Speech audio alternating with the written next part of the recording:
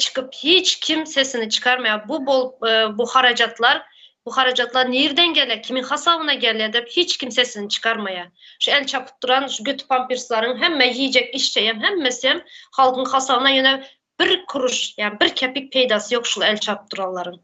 Deleli var o peydası bulurdan bir peyda karışmıyorum yok. Bu delil beriyen delil var. Bu görünlü yani milyonlara görünlü. Yani ahlaksızlık nereden geliyor? Yani Xitaydan geliyor. Evet.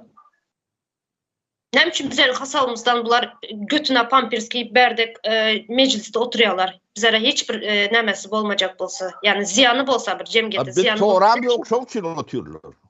Neme sorap duruyorum. Ben yazdım. Tek sesini entek en bekşi eşten o. Bunu yani köpçülük eşitmesi gerek.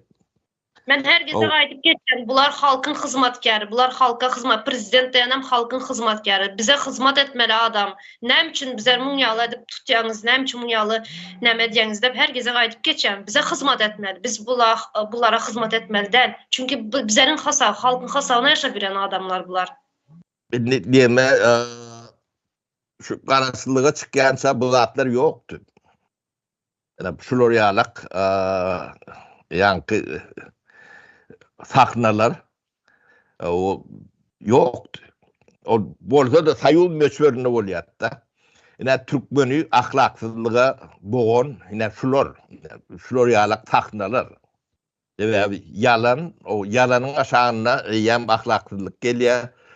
Ahlaksızlık gelen son sen hiçbir kanunun, düzgünün, hiç tadın işleme mümkünçülüğü yok. Bir daha görme mümkünçülüğü yok da. Onun yani şular ahlaksız olan son bulundan görürler diyen